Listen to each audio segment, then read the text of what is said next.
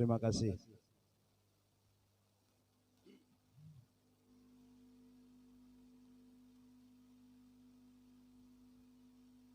Assalamualaikum warahmatullahi wabarakatuh.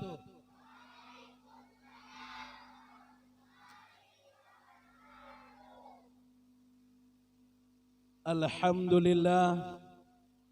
Alhamdulillahi nahmaduhu wa nasta'inuhu wa na'udzu billahi min sururi anfusina wa min sayyiati a'malina. Man yahdillahu fala mudilla lahu wa man yudlilhu fala hadiya lahu. Ashhadu an la ilaha illallah wa ashhadu anna Muhammadar Rasulullah. Allahumma salli ala sayyidina Muhammad wa ala ali sayyidina Muhammad. Rabbi israh li sadri wa yassir li amri wahlul 'uqdatam min lisani yafqahu qawli. Faqala Allah Ta'ala fil Qur'anil Karim, a'udzu billahi minas syaitonir rajim. Bismillahirrahmanirrahim. Idza as-samaa'u fatarat wa idzal kawakibu intasarat wa idzal biharu puddirat wa idzal quburu bu'sirat alimat nafsum ma qaddamat wa akharat ya ayyuhal insanu ma gharraka bi rabbikal karim alladzi khalaqaka fasawwaka fa'adalak fi ayyi suratin ma sa'a rakkabak kalla bal tukazzibuna biddin wa inna 'alaikum lahafizin kiraman katibin yaf'aluna ma taf'alun innal abrara lafi na'im wa innal fujjara lafi jahim yaslawnaha yawmuddin wa ma hum anha bighaibin wa ma adraka ma yawmuddin yawma la tamliku nafsun li nafsin shay'a wal amru yawma idzin lillah. Summa qala Rasulullah sallallahu alaihi wasallam, man ahabba sunnatin faqad ahabbani wa man ahabbani kana ma'aya fil jannah.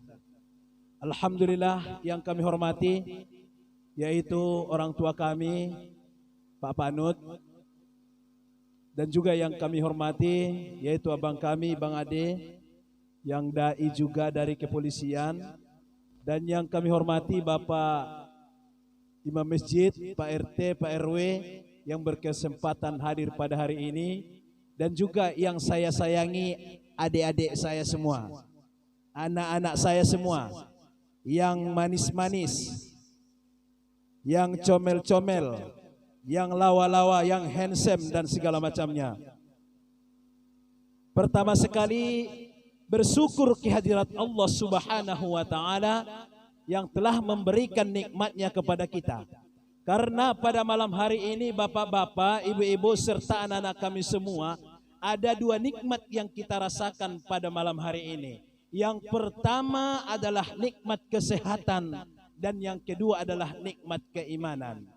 Kalau kita tidak mendapatkan kesehatan pada malam hari ini, maka kita tidak akan sampai ke sini. Mungkin kita akan berada di rumah sakit karena kena penyakit COVID-19.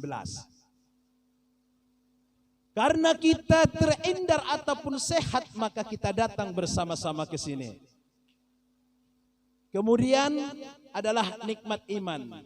Nikmat iman adalah yang telah kita miliki bersama, kita rasakan bersama. Tanpa dengan keimanan maka kita tidak akan sampai ke sini. Maka dengan ada keimanan Bang Fadil, maka kita datang ke sini. Ada orang mau ingin datang ke sini tapi tidak ada sedikit keimanan di dalam dadanya, maka dia tidak akan sampai ke sini. Percayalah bapak-bapak, berat sungguh kakinya ingin melangkah dari rumah, ingin melangkah ke masjid ini, mau mengucapkan bismillahi tawakkaltu 'alallah la haula wala quwata illa billahi, sangat susah untuk melangkahkan kaki itu. Bapak-bapak, ibu-ibu serta anak-anak kami yang kami sayangi. Tadi kalau Pak Rambe dengar tadi anak-anak bapak menyanyi macam nak menangis rasa. Bapak mau menangis tak, Pak? Mau menangis tak? Bapak kalau mengartikan apa yang dibaca anak-anak kita ini lagu dia itu, Pak, tak ada cigito lain lagi, Pak.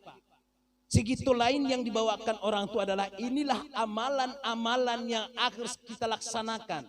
Amalan-amalan di dalam kehidupan kita yang akan kita bacakan di saat kita sudah mau menjelang kematian. Betul tak, Bu? Betul tak, Bu? Apa tadi? Yang pertama tadi ada apa-apa anak kami? Apa tadi yang pertama? Hasbi Rabbi. Masya Allah. Kalau kita mengamalkan ini dalam kehidupan kita, Allah Subhanahu wa taala akan memberikan yang terbaik. Kemudian yang kedua apa? Astagfirullah.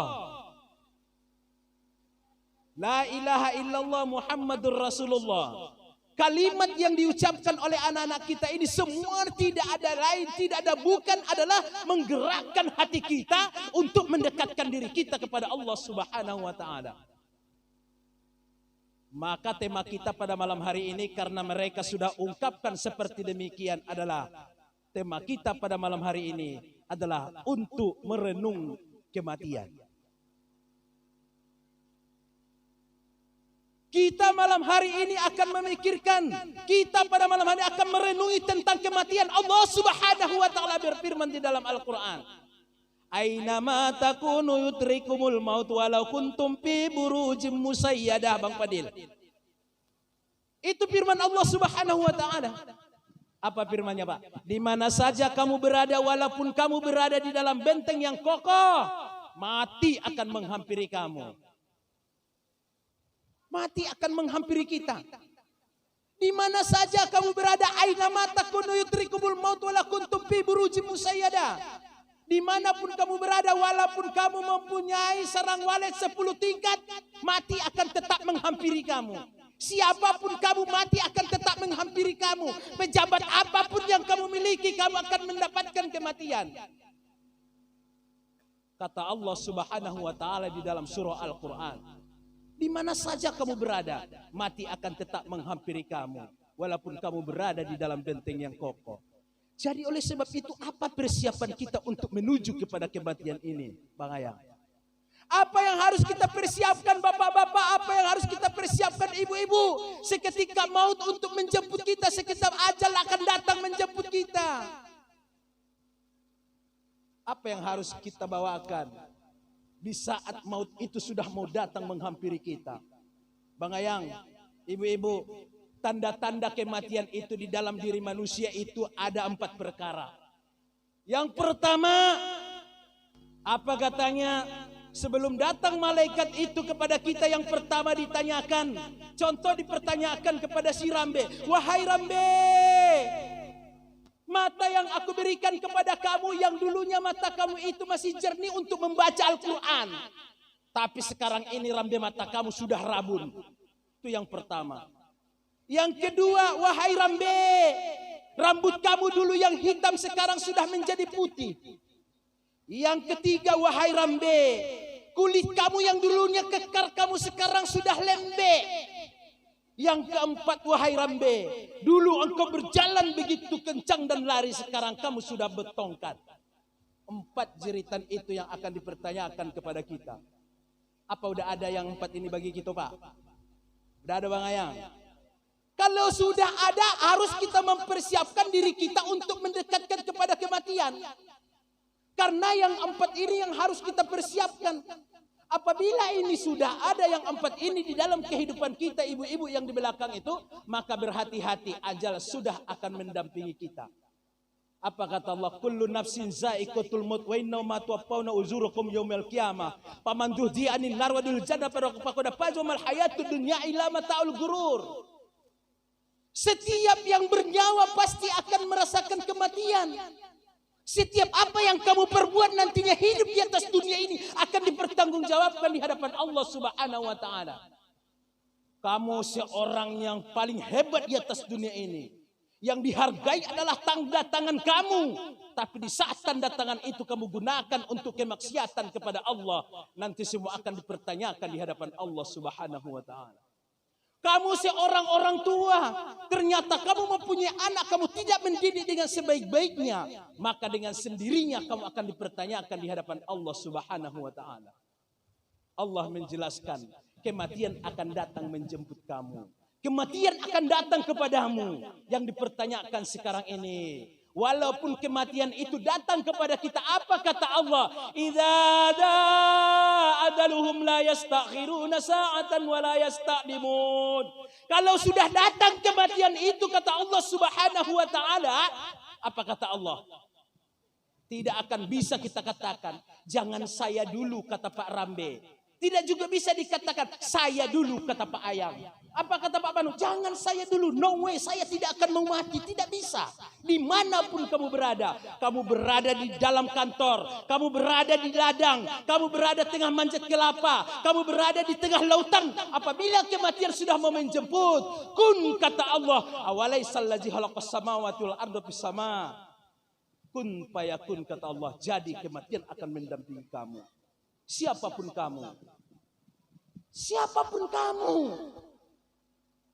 Walaupun kamu cantik, walaupun kamu ganteng, walaupun kamu kaya, walaupun kamu miskin, walaupun rumahmu yang bertingkat, walaupun rumahmu reot. Namun Allah apabila sudah mengatakan, kullu nafsin za'iqatul maut, setiap yang bernyawa pasti akan merasakan kematian. Mati. Al-maut. Ayatnya tadi itulah Pak.